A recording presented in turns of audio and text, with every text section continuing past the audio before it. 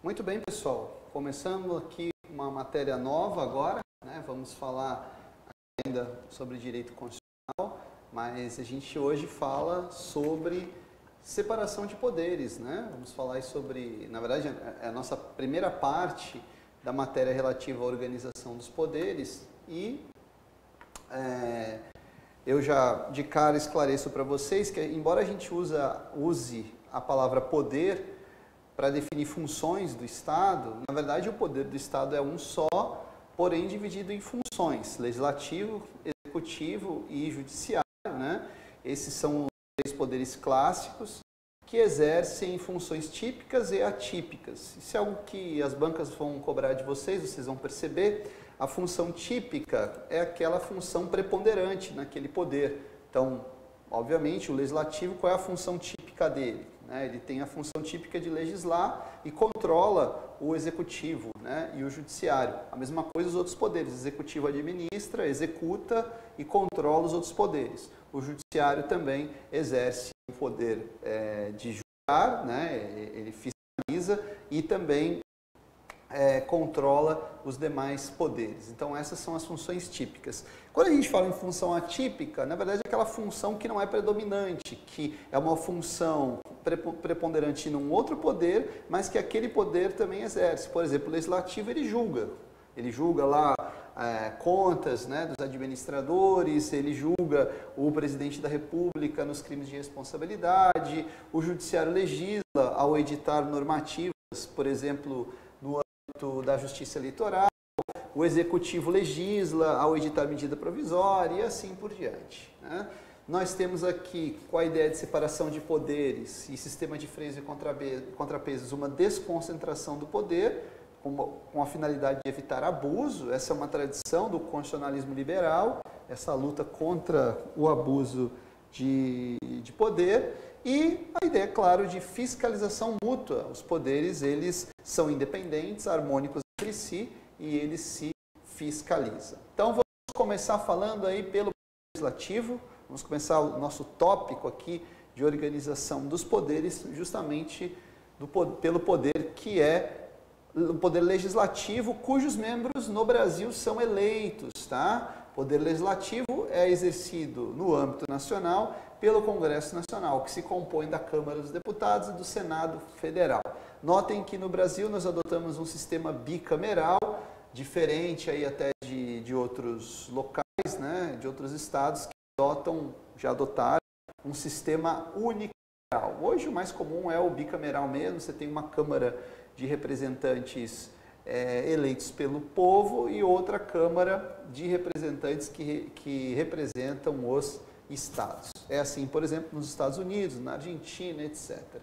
Bem, o poder legislativo aqui, que vai ser exercido tanto pela Câmara quanto pelo Senado, né, o Congresso Nacional é composto, na verdade, por essas duas casas, a Câmara e o Senado Federal. A legislatura, pessoal, chamada legislatura, não confundam com o mandato do legislador, ela tem uma duração de 4 anos. Por que eu falo para não confundir com o mandato? Porque o mandato é aquele período, ele diz respeito àquele período de tempo em que o indivíduo vai representar, vai exercer os poderes decorrentes da representação popular.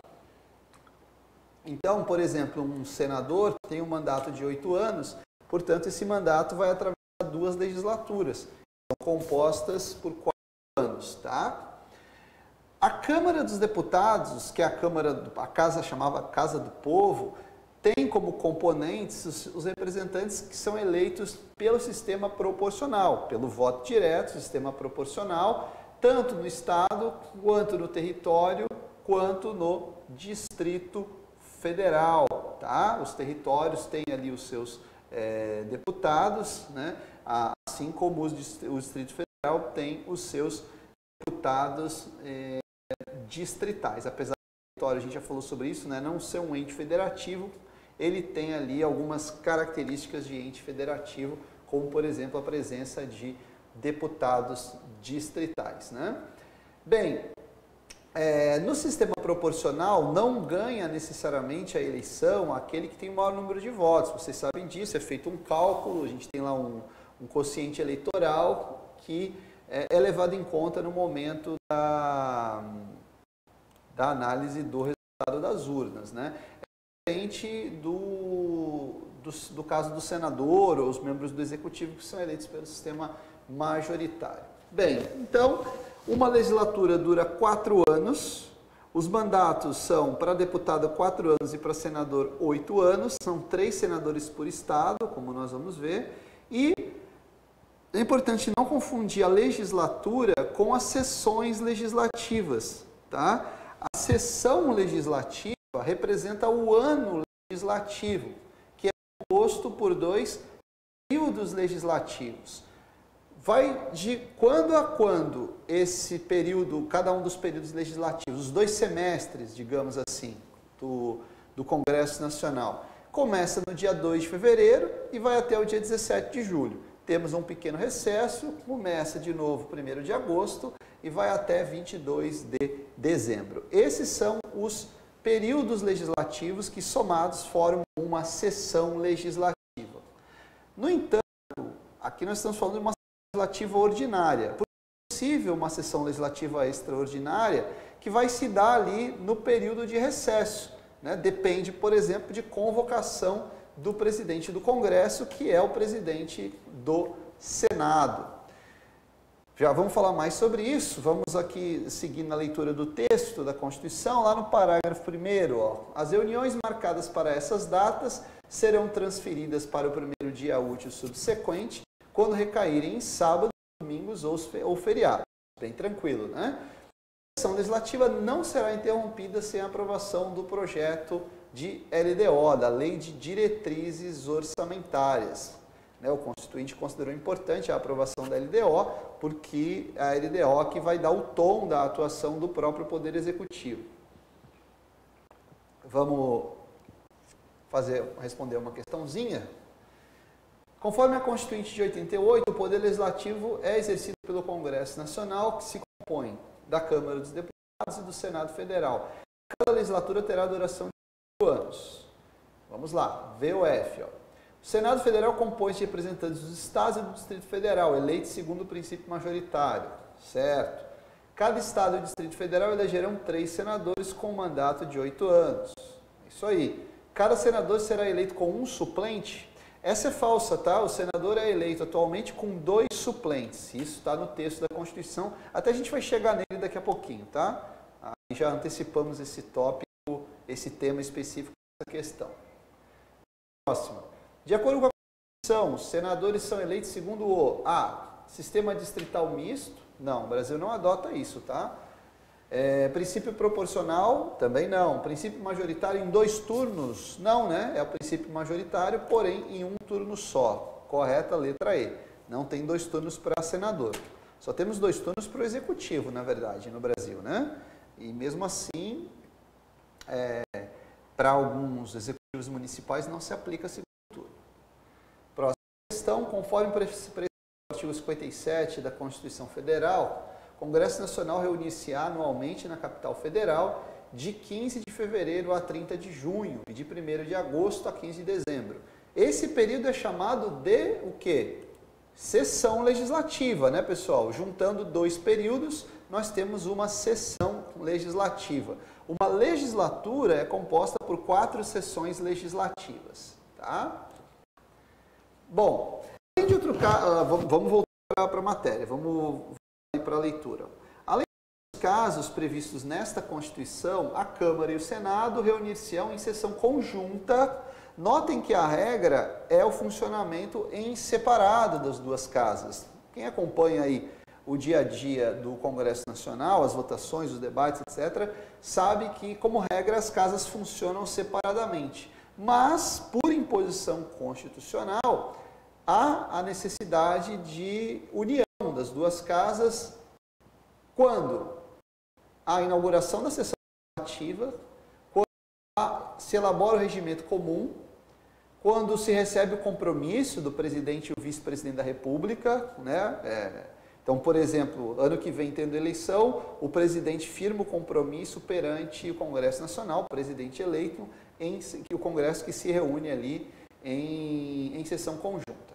conhecer do veto e sobre ele deliberar. Né? Quando há um veto, poderá ser derrubado pelo Congresso, as casas se reúnem em sessão conjunta. Cada uma das casas reunir-se-á em sessões preparatórias a partir de 1º de fevereiro, no primeiro ano da legislatura, para a posse de seus membros e eleição das respectivas mesas, para mandato de 2 anos, vedada a recondução para o mesmo cargo na eleição imediatamente subsequente. Né? Então, não tem reeleição atualmente, né? Aliás, esse é o entendimento aí ainda do Supremo Tribunal Federal, não tem reeleição para os presidentes das casas. Né? A gente vai ter eleição agora para presidente das 2 casas no ano que vem, quando começa a nova legislatura, mas os atuais presidentes não podem concorrer à reeleição. Vamos para questões de novo. Sempre a questão é melhor para a gente ir fixando a matéria. A Câmara dos Deputados e o Senado Federal reunir-se-ão em sessão conjunta para a. Dispor sobre limites e condições para a concessão de garantia da União em operações de crédito externo e interno. B. Eleger membros do Conselho Nacional de Justiça. C. Revogar o mandato do público em caso de decisão condenatória proferida pelo Supremo Tribunal Federal por crime de responsabilidade. D. Aprovar projetos de emenda à Constituição. Ou E, que é o correto, ó. Essa é a opção correta. Receber o compromisso do presidente e do vice-presidente da República. Vamos continuar aqui. Ó. A convocação extraordinária do Congresso Nacional. Quais são as hipóteses de convocação extraordinária, pessoal? Quem é que pode convocar? Primeiro, o presidente do Senado, em caso de decretação de estado de defesa ou intervenção federal, de pedido de autorização para a decretação de estado de sítio, e para o compromisso e a posse do presidente e do vice-presidente da República. Né? Notem que a posse do presidente, até para a gente fazer a interpretação sistemática, posse do presidente é em 1º de janeiro, mas o Congresso começa a funcionar mesmo dia 2 de fevereiro. Né? Então, é feita uma convocação extraordinária para dar posse ao presidente e o vice-presidente da República, já no 1º de janeiro. É possível também que o presidente da República e os presidentes das casas, né, ou por requerimento da maioria dos membros, em caso de urgência ou interesse público relevante, né, é possível também que eles requeiram a convocação de sessão extraordinária, né, convocação extraordinária do Congresso Nacional. O detalhe é que nas hipóteses do inciso 2º, né, é necessária a aprovação da maioria absoluta de cada uma das casas do Congresso Nacional. Tá? Na sessão legislativa extraordinária, o Congresso Nacional somente deliberará sobre a matéria para a qual foi convocado, ressalvada a hipótese do parágrafo 8º deste artigo, vedado o pagamento de parcela extraordinária. Qual é a hipótese aqui desse parágrafo 8º? É para a votação lá das medidas provisórias, né, que estão ainda em vigor. Isso aqui foi fruto de reforma constitucional, justamente para evitar, né, que uma medida provisória continue vigorando enquanto o Congresso está funcionando, né, numa convocação extraordinária, né, vigorando sem a análise, né, do parlamento. Vamos para a questão. De acordo com o texto da Constituição de 1988, fiscalizar e controlar diretamente os atos do Poder Executivo, incluídos os da administração direta, constitui competência exclusiva do facinho, né, Congresso Nacional. A função típica do Congresso Nacional é fiscalizar os atos do Poder Executivo. A competência para sustar os atos normativos do Poder Executivo que exorbitem do Poder Regulamentar ou dos limites de delegação legislativa é de quem? Exclusiva do Congresso Nacional. Eu não vou ler todas as hipóteses, pessoal, porque eu acho muito cansativo, né? Então a gente vai responder questões que tratam das competências do Congresso Nacional para vocês irem gravando. É da competência exclusiva do Congresso Nacional, exceto a. Sustar os atos normativos do Poder Executivo que exorbitem do Poder Regulamentar ou dos limites de delegação legislativa. Correto. B. Escolher 2/3 dos membros do Tribunal de Contas da União. C. Apreciar os atos de concessão e renovação de concessão de emissoras de rádio e televisão. D. Autorizar o presidente e o vice-presidente da República a se ausentarem do país quando a ausência exceder a 15 dias. E E, que é a que a gente deve marcar, dispor sobre concessão de anistia. A concessão de anistia é um ato privativo do chefe do executivo. Então, não é de competência do Congresso Nacional. É ele que dispõe sobre esse ato. Julgar anualmente as contas prestadas pelo presidente da República e apreciar os relatórios sobre a execução dos planos de governo é competência constitucional de quem? De quem, pessoal? Aqui, ó, de novo. Exclusiva do Congresso Nacional. Próxima. Cabe ao Congresso Nacional com a sanção do presidente, tá? Entre outras matérias. A. Dispor sobre a incorporação, subdivisão, desmembramento de áreas, de territórios ou estados, ouvidas as respectivas assembleias legislativas. B. Autorizar operações externas de natureza financeira de interesse da União, dos Estados, do Federal, dos territórios e dos municípios. C. Aprovar previamente por voto secreto, após arguição em sessão secreta, a escolha dos chefes de missão diplomática de caráter permanente. D. Apreciar os atos de concessão e renovação de concessão de emissoras de rádio e televisão. E. Estabelecer limites globais de funções para o montante miliar dos Estados, do Federal e dos municípios. Correto, letra A, tá? Aqui dispõe com a sanção do presidente da República sobre a incorporação, subdivisão ou desmembramento de áreas de territórios ou estados, ouvidas as respectivas assembleias legislativas. Próximo. Sobre a organização dos poderes, pode-se afirmar corretamente. A. Cabe ao Congresso Nacional, não exigida a sanção do presidente da República, dispor sobre todas as matérias de competência da União, especialmente plano plurianual, crises orçamentárias, orçamento anual, operações de crédito, dívida pública e emissões de curso forçado e planos e programas nacionais, regionais e setoriais de desenvolvimento. B. Cabe ao Congresso Nacional, com a sanção do presidente da República, resolver definitivamente sobre tratados, acordos ou atos internacionais que acarretem encargos ou compromissos gravosos ao patrimônio nacional. C. É da competência exclusiva do Congresso Nacional sustar os atos normativos do Poder Executivo que exorbitam do Poder Regulamentar ou da Delegação Legislativa. D. Cabe ao Congresso Nacional, com a sanção do Presidente da República, dispor sobre todas as matérias de competência da União, especialmente sobre matéria financeira, cambial e monetária, instituições financeiras e suas operações em moedas, seus limites de emissão e montante da dívida mobiliária federal. Essa é a correta. Tá? Seguindo o crivo do texto constitucional, existem matérias de competência do Congresso Nacional que dependem de sanção presidencial. As opções abaixo, a opção que apresenta a matéria que enquadra neste perfil. Vamos direto aqui, tá, pessoal? A letra A. Matéria que traz sob autorização em terras indígenas para a exploração e aproveitamento de recursos hídricos e a pesquisa e lavra de riquezas minerais. Assinar a alternativa correta. Compete privativamente à União legislar sobre direito civil, comercial, tributário, penal, processual e eleitoral. B. Somente a competência de lei complementar quando a Constituição expressamente indicar. A Constituição simplesmente estipular que se trata de competência de lei, está-se diante de matéria de lei ordinária, como é o caso do artigo 150. Essa questão aqui, pessoal, eu até vou colocar aqui, ó, que vamos direto para a letra D, porque tem temas ali que vão ser analisados mais adiante, quando for estudado o processo legislativo, né? Resolução de tratado internacional é de competência exclusiva do Congresso Nacional. Bem, nós temos aqui na atuação do Congresso Nacional as chamadas reuniões e também as comissões.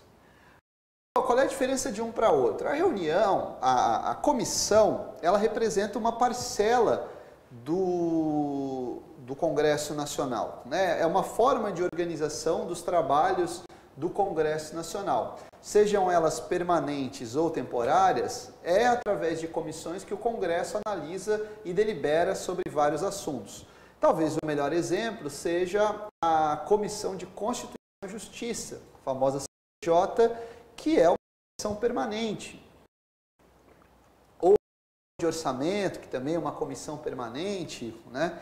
Então, o Congresso, tanto, né, a Câmara, quanto o Senado, quanto o Congresso Nacional mesmo, tem as suas próprias comissões, que são constituídas na forma e com as atribuições previstas no regimento ou no ato de que resultar a sua criação. Na constituição das mesas e de cada comissão é assegurada, tanto quanto possível, a representação proporcional dos partidos ou dos blocos parlamentares que participam da respectiva casa. Então, a Constituição tenta dar uma proteção ali às chamadas minorias partidárias, né? O que essas comissões vão fazer, pessoal? Ele discute e vota projeto de lei, realiza audiência pública, convoca ministro de Estado, recebe petição, solicita depoimento, aprecia programa de obras, planos nacionais, etc. Né? É o trabalho, digamos assim, o trabalho cotidiano dos parlamentares está basicamente na atuação dessas comissões. Às vezes até é motivo digamos assim, de enriquecimento do currículo de um parlamentar ter participado de comissões, né? O parlamentar fala, participei da comissão tal, presidi a comissão tal, significa que ele é um parlamentar de certo prestígio e um parlamentar influente, tá bem? Vamos de novo para as questões, né?